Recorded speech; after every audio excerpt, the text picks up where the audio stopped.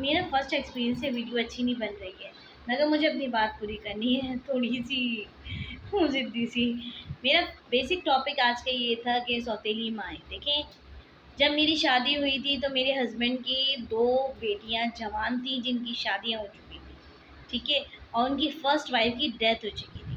ان کی first wife تھوڑی ایب نارمل سی تھی، تو آپ لوگ کو اندازہ ہوگا کہ ایک ایب نارمل والدہ کیسے اپنے بچوں کی بہتر تربیت کر سکتی ہے۔ اوبیسلی ان بچوں کی اچھی تربیت نہیں ہوئی، جس کی وجہ سے ان کو اپنے سسرالوں میں بھی پرابلم فیس کرنی پڑی ہے، کیونکہ پیرنٹس جو ہوتے ہیں نا وہ بچوں کے مس بیہیو کو برداشت کر لیتے ہیں، کیونکہ وہ ماں باپ ہوتے ہیں اور سسرال والے کبھی نہیں کرتے ہیں۔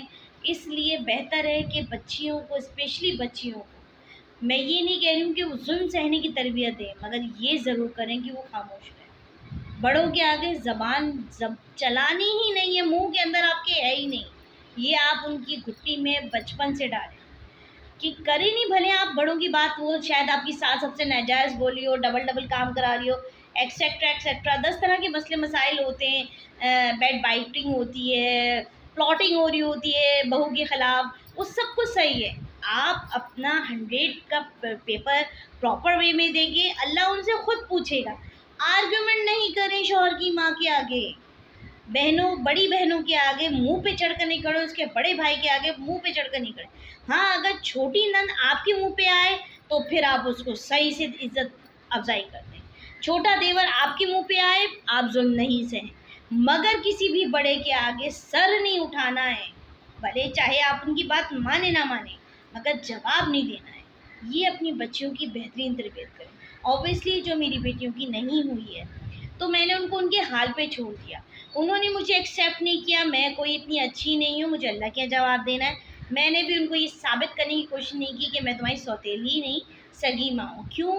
کیونکہ میرا بیسک رسپانسبلٹی جو تھی وہ بچہ تھا، کیونکہ وہ بچہ اسپوائل ہو رہا تھا ان دونوں بہنوں کے چکر میں، کیونکہ وہ ان کی سوتیلی ماں کا بیٹا تھا تو وہ اپنی فرسٹریشن اس پہ نکالتی تھی، تو مجھے دونوں میں سے کسی ایک کو چوز کرنا تھا۔ میں نے بچے کو اس لیے چوز کر لیا کہ وہ ابھی ہماری زیر کفالت ہے، اور وہ دونوں بچیاں ہماری زیر کفالت نہیں ہیں، نہ کوئی خدا نخواستہ ہم کو ایسی کوئی مجبوری ہے جس ان کا شوہر نشیڑی ہو، کماتا نہیں ہو، مارتا پیٹتا ہو، تو چلو ہم اللہ کے یہاں جواب دیں کہ ہاں بھئی وہ سوتیلی بچوں پہ ظلم ہو رہا تھا، سوتیلی ماں تھی اس لیے اسے نہیں دیکھا، نہیں ایسی بات نہیں ہے، دونوں داماد ماشاءاللہ سے بہت اچھے ہیں، بہت کچھ رکھا ہوا ہے، مگر اب میں نے ان کو ثابت کرنا چھوڑ دیا۔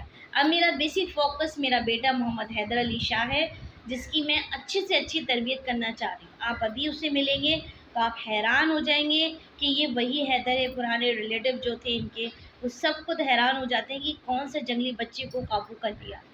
بچے کو مارنے پیٹنے سے کبھی نہیں سدھرتے، اور بے تحاشا پیار کرنے سے بھی نہیں سدھرتے۔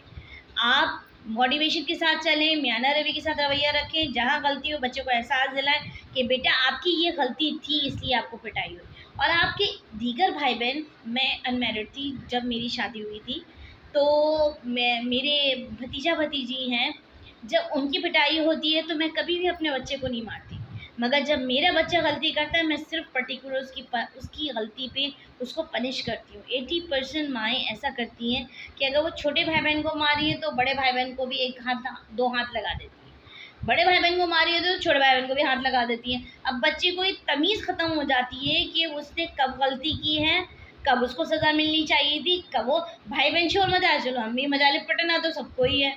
تو یہ جو ڈیولپمنٹ ہے اپنے سگی اولادوں کے ساتھ، یہ آپ خود کر رہی ہیں، جسے بڑی تکلیف سے آپ نے پیدا کیا، اور میں اپنے اسٹیپ بچے کے ساتھ اس چیز کا بہت باریکی سے خیال رکھتی ہوں۔ جب بھی اس کی ٹھیک ٹھاک پٹائی ہوتی ہے تو اس کو پتہ ہوتا ہے کہ اس نے کیا مسٹیک کی ہے۔ میں نے اس کے دماغ میں اچھی طریقے سے بٹھا دیا ہے کہ مجھے تعلیم چاہیے اور حفظ قرآن چاہیے، بس یہ 2 چیزیں چاہیے آپ کو، دنیا کی ہر عیش و آرام ملیں گے، آپ مجھے یہ 2 چیزیں دیں۔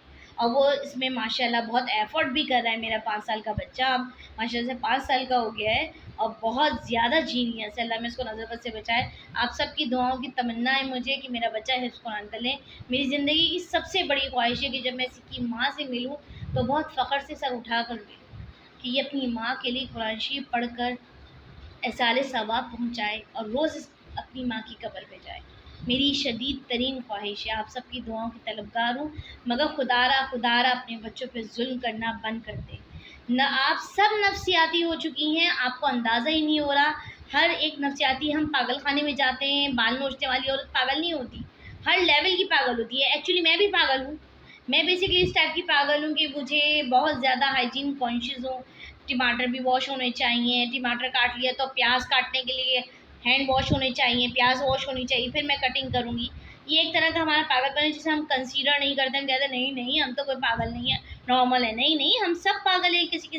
کسی خانے میں پاگل پن ہم لوگ کے اندر موجود ہے، مگر ایکسیپٹ نہیں کرتے ہم لوگ. تو پلیز ریئلٹی کو ایکسیپٹ کریں اور اپنے آپ کو سب سے زیادہ دین کی طرف. یہ نہیں کہہ رہی ہوں کہ آپ دوپٹہ اوڑھ کر مکمل حجاب کر لیں، نو.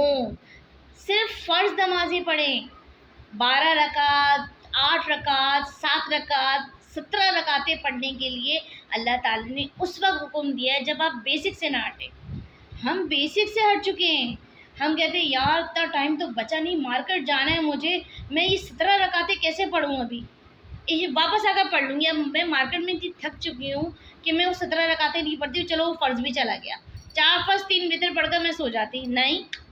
اور کچھ شیطان اتنا حاوی ہو جو نارملی میرے اوپر بھی حاوی ہوتا ہے. شیطان اتنا حاوی ہو جاتا ہے کہ وہ نماز پڑھنے ہی کہ آپ کچھ بھی کوشش کر لیں نہیں آئے گی نوبت.